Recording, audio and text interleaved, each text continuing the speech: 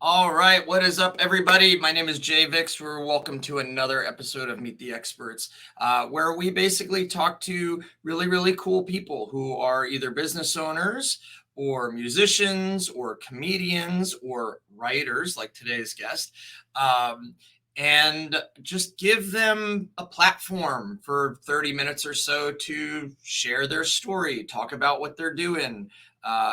One of the biggest things that we've found in 11 years of being a marketing agency is that business owners, they're terrified of creating content. They're just not really good, or like video content. They have a hard time with video. They don't know how to edit it. They don't know how to share it. They don't know what to do with it. They won't pick up their phone and do it.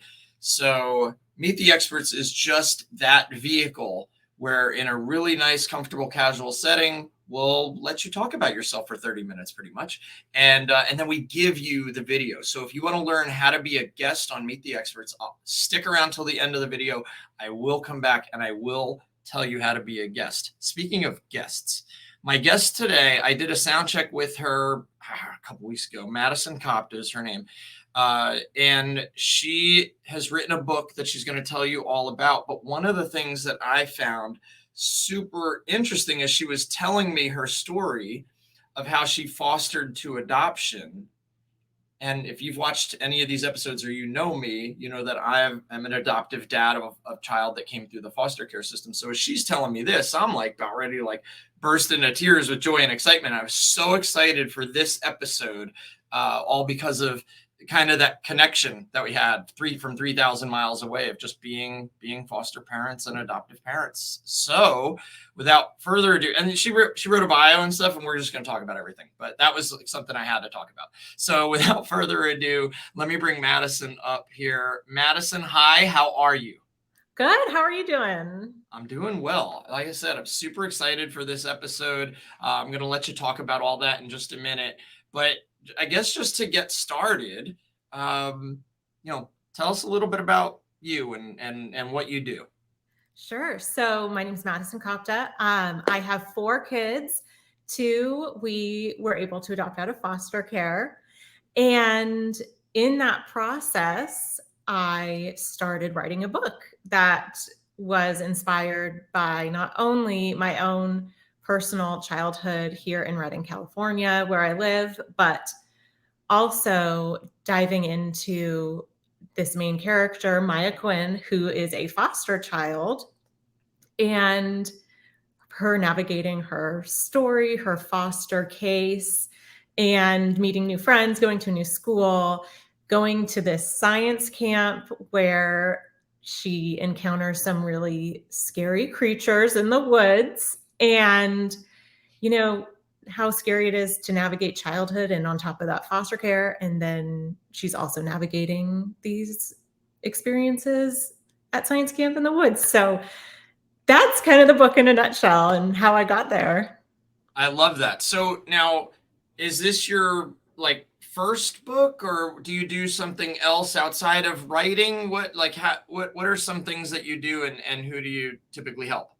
Yeah, so this is my debut novel. I wrote it about 2 years ago, and now we're finally here where it's being released. As of right now, I'm writing freelance here and there, but my main focus is really on the book. I was for a while a journalist with Whiskey Raiders, which was an amazing experience and such a jump from whiskey to kids' books, but here we are. That's wild.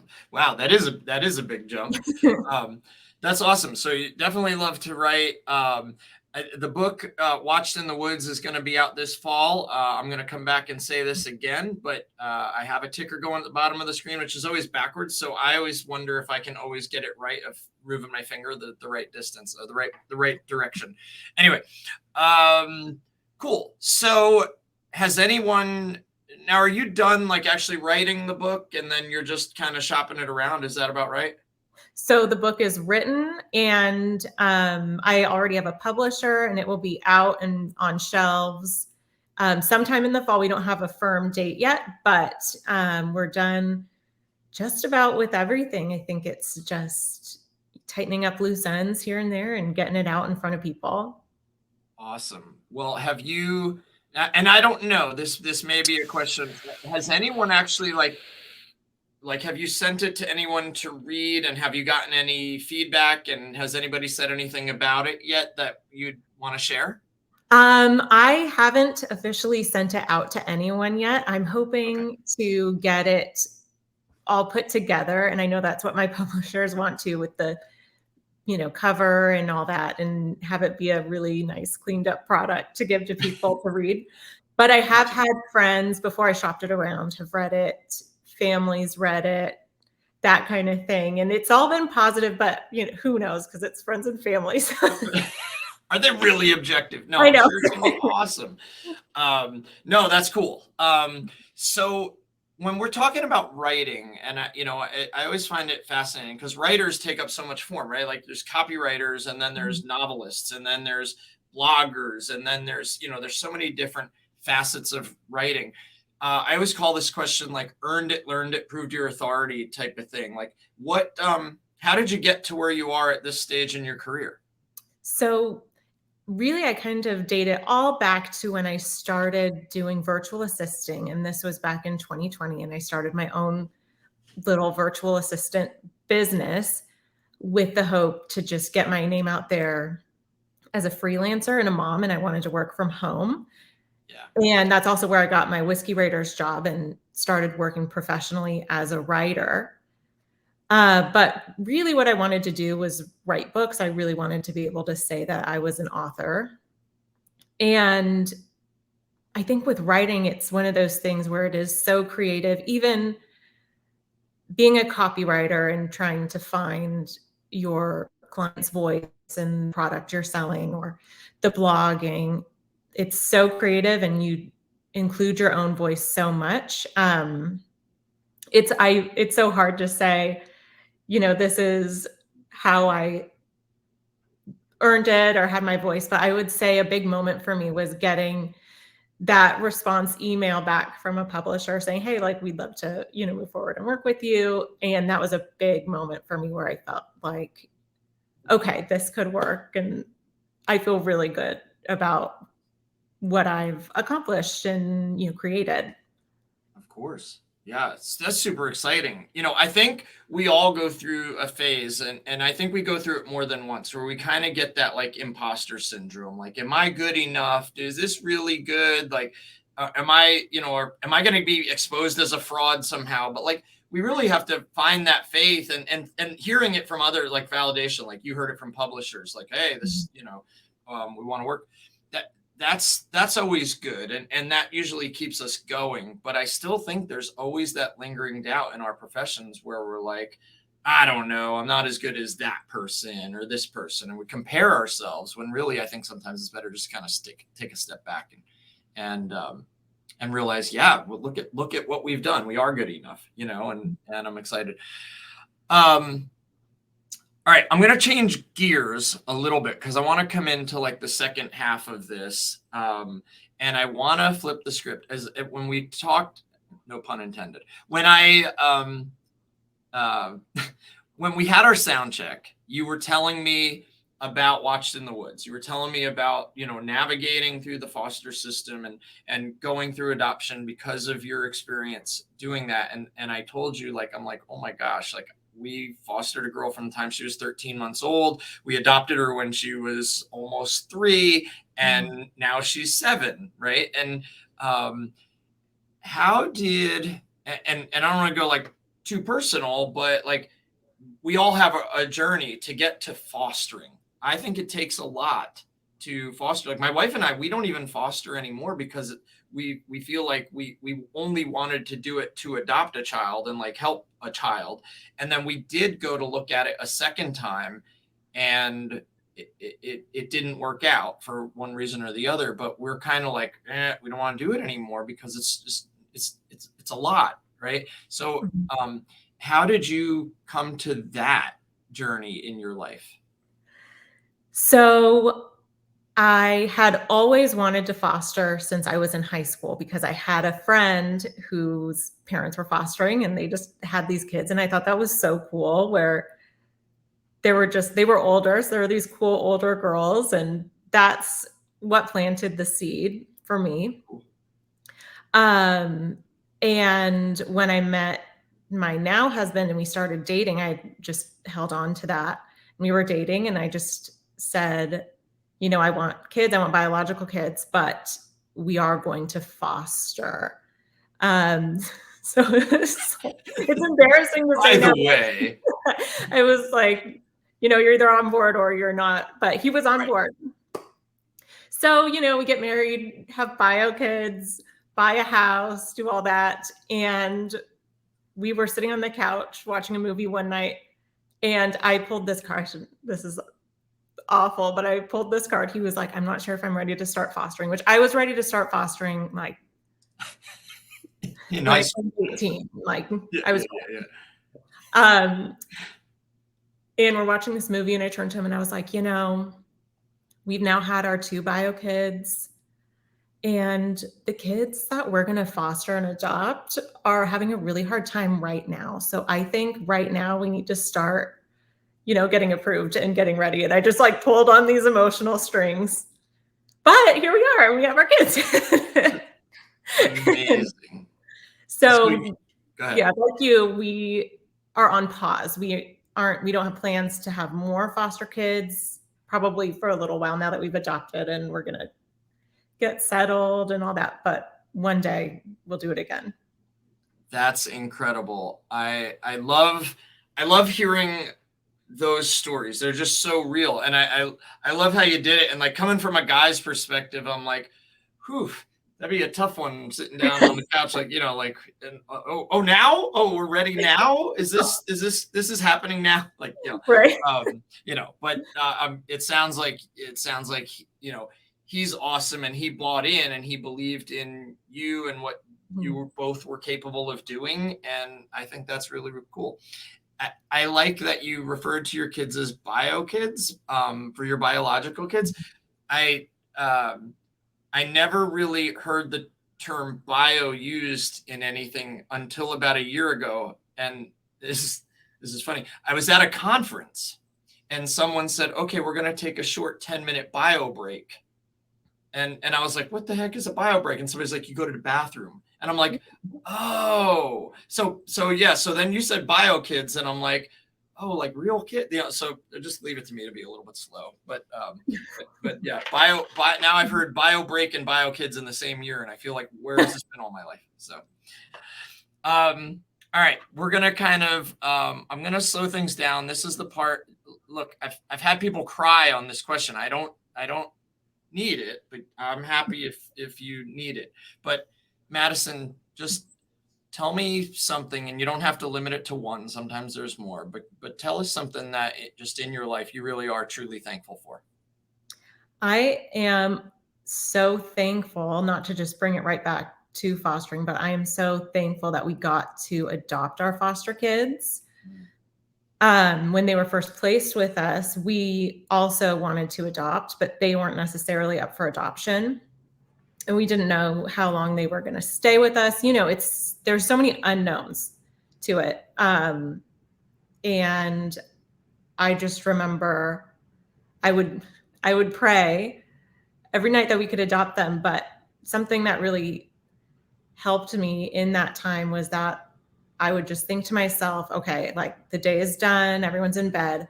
I am so thankful that all my kids are under the same roof with me right now. And that was so profound for me before we got to adopt them. And it could have been, this is one of the last nights they'll be in our home with us.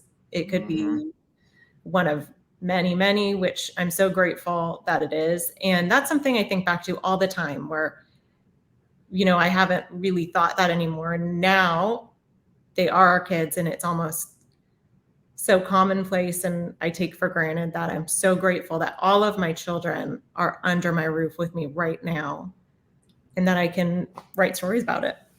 I absolutely love that answer. And I too, same feeling of, we didn't want to foster, we didn't want to have to give her back. You know, we wanted her forever. We wanted her to be our forever child. And many, many prayers were said over Yes. that as well. And I think that when you jump into something like fostering, or when you want to adopt, and just understanding like this is the real deal, this is long term, your parents, right?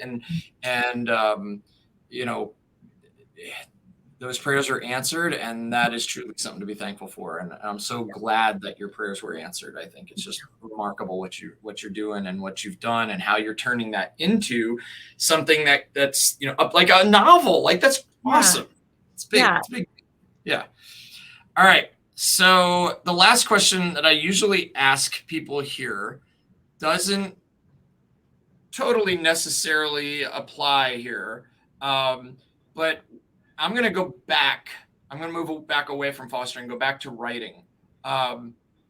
Do you do any freelance writing, or you're still writing for, I know the Whiskey Writers was more of a freelance gig. Is that right? That was a full-time job. Oh, full-time job. Okay. Yes. Are you doing any type of freelance writing at this point? Here and there, I've gone back to school, and I would really, really like to become a teacher. So I've gone back to get my credential. So that's this book, and then getting credentialed are my two main focuses right now. Well, that's awesome. So what do you want to teach? English, creative writing. Creative writing. Well, that makes sense, right? It's something, you know. Yeah. But growing up, you didn't have aspirations of being a teacher? No, growing up, I was going to be a pop singer. I'm not laughing at you. I'm like, oh, You I can know laugh that at dream. me. Yeah, I know that dream. Yeah. That's awesome. So any particular age? Do you want to do like middle school English, or high school English, or elementary? Probably middle school. I just 6th to 8th grade, I think, is just I might be alone here, but I think that is the most fun age for kids, just hands down. They're hilarious. Probably if I could pick, it would be middle school. That's awesome. So, well, it sounds like right now where you're at in your life with with the book and everything, that you're kind of in that middle school zone right now, like with, Yes. you know, the kids and everything. So it probably makes a lot of sense. But I'm glad, like, it's funny how our lives kind of turn out, like how things, one thing leads to another, and how it shapes us and changes us. And it sounds like you've had some really, really good experiences that have shaped you and brought you to this point. And I'm sorry you didn't get to become a pop singer. Thank you. It's okay. Your dream is not over yet. You still have time. It happen. It could. It can happen. It could. Madison, I'm so glad you came on the show today. I'm so glad we got to talk about this. I'm so glad we got to connect over fostering. And I'm really excited for your book. I can't wait to get it and read it. And Watched in the Woods is going to be out this fall. Everybody, go to Instagram and follow Madison. Get all the updates about the book. Just go to @Madison Kopta on Instagram. If I haven't followed you yet, I will. And definitely hope all of the people that watch this, I'm going to promote this episode a bit because it really did touch me personally. And yeah, so thank you so much for coming on, and I can't wait to talk to you again. Thank you. Yes, let's talk soon. All right, perfect. Hang out backstage. I'll be right there. Okay. That was great. I like I said at the beginning of the episode, talking to Madison for a few minutes when we were just making sure that the audio and video and everything and internet was good. I wasn't expecting the foster to adoption part of the story to come out. And when she said it, I was just like, oh, that's it. Done. You're coming on the show. And I'm really excited about that. So thanks to Madison for being a guest. And if you would like to be a guest on Meet the Experts, as I told you prior to the show starting, I told you how. You just go to www.meettheexpertspodcast.com. www.meettheexpertspodcast.com. Costs you nothing to be a guest. Why would I do this for free? Well, I like meeting people. I like finding out that I have something in common with somebody 3,000 miles away who's doing really cool things, right? I like to find people that maybe we can connect and maybe it would lead to business down the road. Maybe it's referrals, maybe it's whatever. But either way, I like to help people. I like to give people a platform. It's something that I'm good at. It's a way I can share my talents with somebody and connect. I call it value in advance content, right? Just providing value in advance of anything else that might come down the road. And that works for me. So I would encourage you, if you are a small business owner, if you are a writer, a comedian, in a band, a singer, pop singer, right, or anything else that you have or need or want an audience for or customers for, right, then I would encourage you, go ahead. Just go to that website, fill out the form, and we'll get your information and we'll be in touch to have you on the show. With that being said, that was episode 55 too. Isn't that crazy? 55 episodes. With that being said, I hope you have a wonderful day, and I can't wait to see you on a future episode of